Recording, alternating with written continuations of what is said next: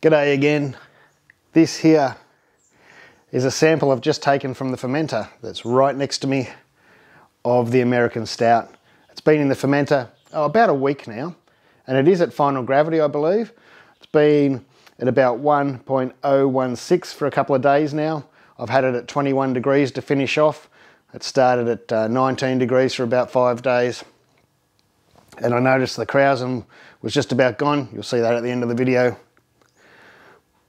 And I've put it up to 21 and it's sat here a couple of days now. I've just taken a reading and it's tasting really good. I just wanted to talk about the brew day. Of course I did video it and I made a really long video. It was over an hour. I had some issues and so I thought what I'd do for the channel is do a condensed version so it doesn't go for too long and talk over it and explain a bit more what happened, because over an hour nobody will sit through that. It is on the Patreon channel if you're interested in things like that. You can go and have a look at it there. But let me start the story with the last couple of brews. You may have noticed I might have added some sugar, or we might have been a little bit under, and I've tracked the problem down to the bag of Maris Otter I bought. I made a mistake in this video. I'd known about the problem, but then I decided to try and make a pretty intro for the video of me with the Maris Otter in a bucket and pouring the chocolate malt, the brown malt, and the dark crystal on top of it, because it always looks pretty when you've got the different colour of malts. I'd forgotten about the different sizes of Maris Otter, and I'd stirred it up and I went, oh no. I won't say too much more because you can watch it in the video.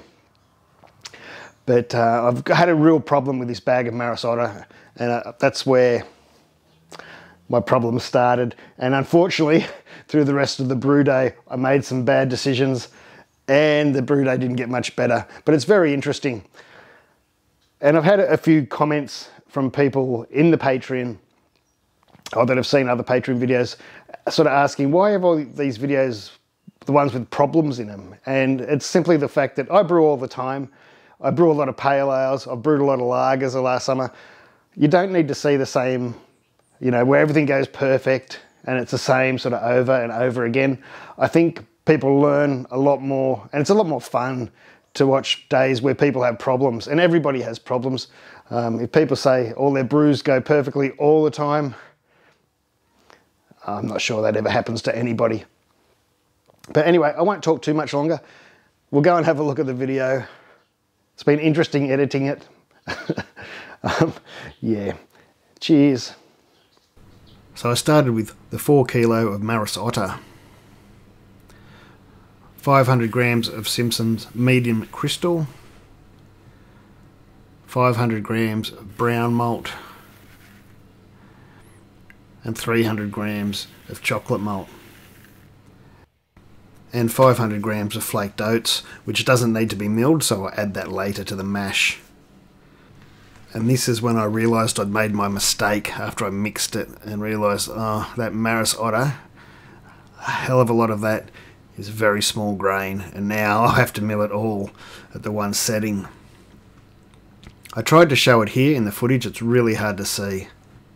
If we take a quick look, you can see a few different sizes here. The normal size of the crystal malts, which is quite large, and the normal size of the Maris Otter. But then if you have a really good look, you can see there's a lot of very small grains, about a third of the size of the normal size. When I was filling the hopper of the mill, I accidentally spilled a few grains on the ground, as I do.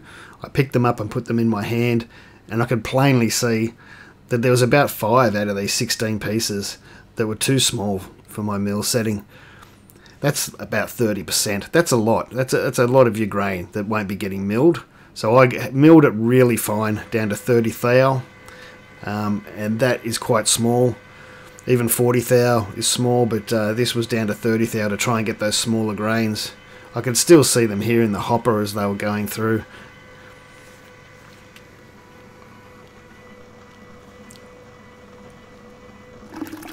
Everything started as normal. Had 20 litres of water. Added my salt adjustments. I was setting about 71C to try and get to a mash temp of about 67 I was going for. Added some rice hulls and started putting in my grist on my grain. The initial mash-in went very smoothly. I didn't get any dough balls or anything, but immediately I started noticing these grains that didn't look crushed properly. They were cracked, but they weren't completely crushed. I kept finding them and seeing them. They were plain as day. There was no way in the world I was going to be able to crush all these by hand. So my solution was just to make sure I give it a good few stirs all through the mash to try and make sure the water gets right into those grains. I then added the 500 grams of flaked oats. They are quick oats, so they don't need to be cooked first, but it probably would have been beneficial in this smash.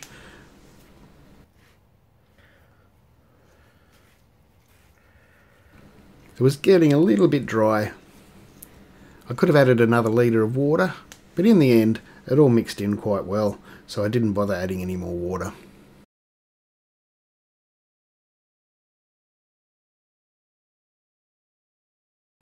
I was still finding bits of grain that weren't crushed properly, and as I say in the video, this Maris Otter is going to be the end of me. Yes. So eventually I started the pump, and the flow wasn't good. So I pumped a bit and I'd stir and I'd pump a bit. Slowly the mash was turning into mush, and I had to turn the flow right down. But I did have some flow, which was good. So I took a sample for a pH reading. I chilled it down in the fridge for 15 minutes. I was quite happy with the reading in the end. My estimate was 5.2, but as I said in my recipe creation video, I always come out a little bit up. So 5.35 I was very happy with. For a stout, I normally would like it a little bit higher. I think it makes a better stout. But this is a American stout, a bit hoppy, so I don't think it's going to matter. It'll be fine. I thought I'd try adding more rice hulls. In the end, it didn't really help. In the end, the mash probably went for 75 to 90 minutes, maybe even a little longer after all the mucking around.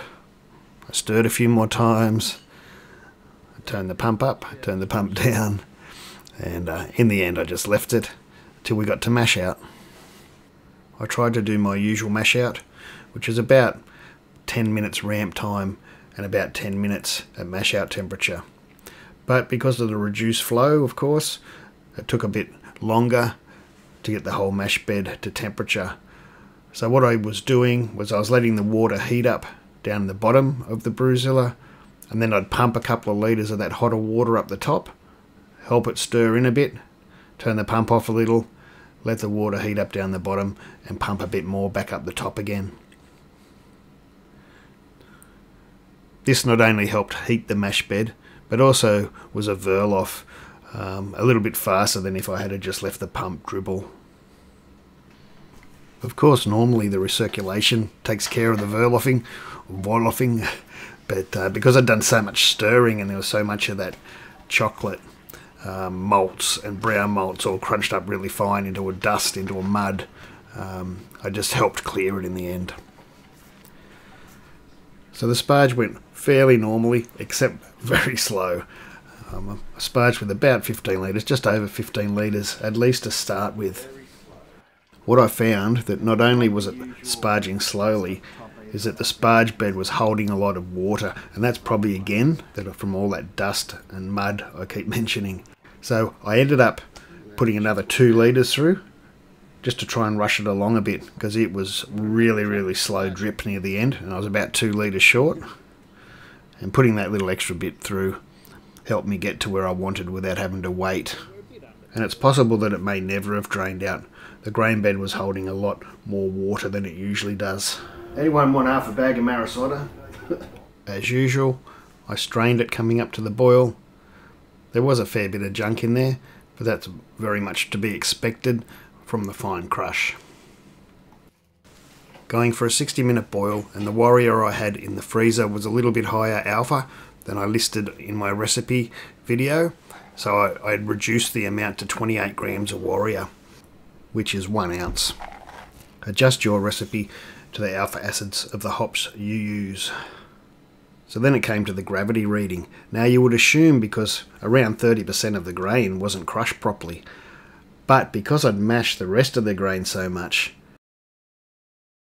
53, so we're up. We were actually up.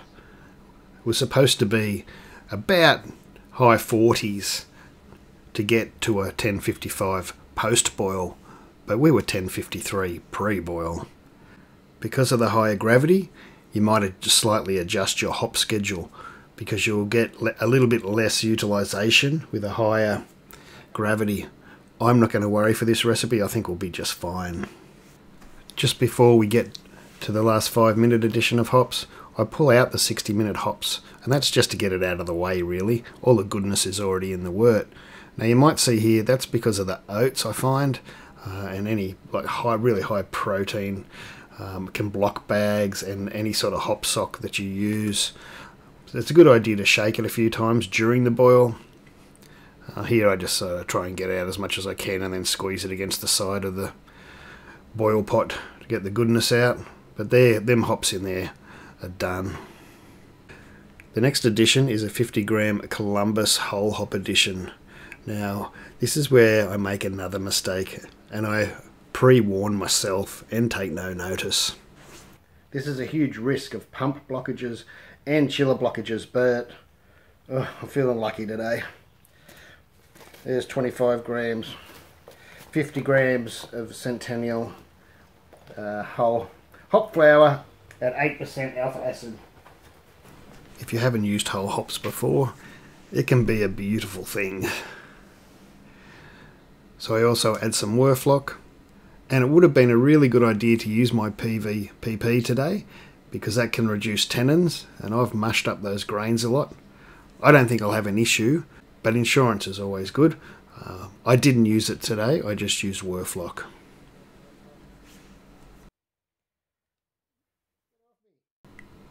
After 5 minutes, I add the flame out hops, which is 20 grams of Citra. I then turn the elements off and let it steep or sit there for about 10 minutes. Well, that's what I should have done. But what I really did was this. Just going to let it settle down.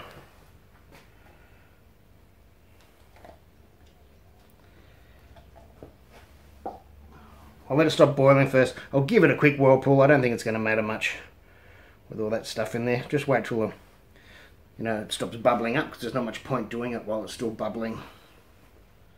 I can't see any more movement down there. I'll try a whirlpool, but I'm not sure it's really going to do much. But it might. Oops, I just lifted that bottom plate doing that. I didn't want to do that. That was a big mistake. I should have just left it. Oh well, that could have been my downfall. So my next thought was to clear the pump a little, especially before we started going through the chiller. And guess what? There was nothing.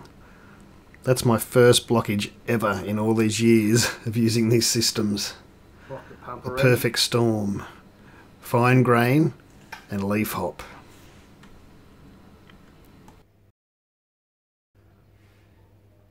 Now I'm in trouble. Alright, change of plan. We're going no chill. So I clear the tap just to see if there was any hops or anything stuck in the tap first. Put a tube on it and go straight into the no-chill cube. With a beer this style, I was not worried about going no-chill at all. I don't think it will affect the beer very much. If it had been something different with a lot of hops in at 20 minutes or 15 minutes, then things could have been different, but I think this will be just fine. And of course I could have pulled out my old pump and pumped from the bottom tap and through the chiller, but the pump hadn't been sanitised and things just weren't ready to go, and I really wasn't worried about this being a no-chill beer. Here you can see the hops that are left over, quite a lot, and that's just the ones that were on top, not the ones that made it below when I lifted the screen accidentally. There you can see where the pump inlet would be and why it was blocked. It wasn't easy to unblock, but I did just use the hose. I pushed it down one end a few times and then put it down the other end a few times, and it eventually cleared. I didn't have to pull it apart like I was thinking I was going to have to. And overnight I put it in my fermenting fridge. Now that wasn't to cool it down fast, that was to stop it getting too cold, and so I'd be ready to pitch the next day when I had time to pitch the yeast.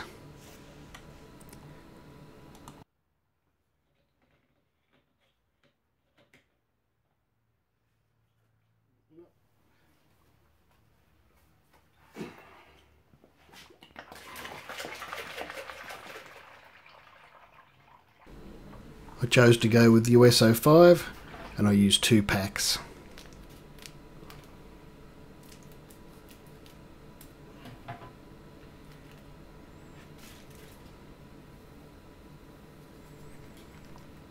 I used 2 packs because our gravity was over 1060.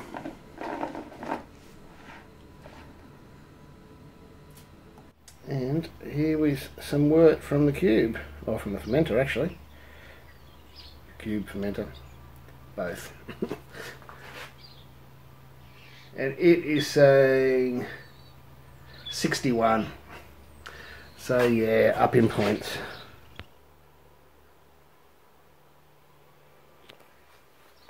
So yeah, up. That will be from that Super Crush. Oh, that's nice. There's a nice bit of bitterness there. It's good. It's not too bitter, but it's right at the real bitter end, and that's good because it'll drop off through the ferment. Oh, and the hops are there. That Columbus. I think I can get a little bit of that Citra that was there too. It was only 20 grams at the end. This is going to be good. This is going to be good, I reckon. In the end, we were up 5 or 6 points, and by the next day, the yeast was chugging away. It is Monday afternoon, and it's looking done. See the Krausen's dropped? I'm going to bump the temperature up now to maybe like 21 or something like that, and just leave it for a few more days. But hey, look at that. It's not far off being done. And here we are, the last day of recording, and you can see pretty clearly that, yeah, I've taken some wort out. That's why the level's a little bit lower. That was from the samples today, but there is no Krausen at all. There's a little bit of yeast. I'm going to leave it another day, and then I'm going to crush chill it. There's not much point of letting it go much further. Well, that's it. And I just want to mention, I love Maris Otter. I've used it many, many times and never had that problem. I have had this problem once before with a really cheap bag of Barra Burston. Is that what it's called? Slips my mind at this very moment in time. And the same thing happens. I've still got half of that bag sitting on the floor here because it was a real pain to brew with, and I've sort of put it there for emergency only. And I'll probably do the same with the rest of this Maris Otter. Or, you know, the other solution is just to mill the Maris Otter really fine, or double mill it, mill everything else separately, and that's exactly what I should have done in this case, and I wouldn't have had the issues. Even though this beer is done, it's been at terminal gravity a couple of days, it's only been a week, although it's well and truly done, I will cold crush it for a couple of days before I keg it. We'll do a proper tasting video once it's been in the keg for a week or two, and we'll see how it's all going. Anyway, like and subscribe if you liked the video. Thanks to the patrons, my viewers, thanks to you. Cheers, I'll see you in the next one.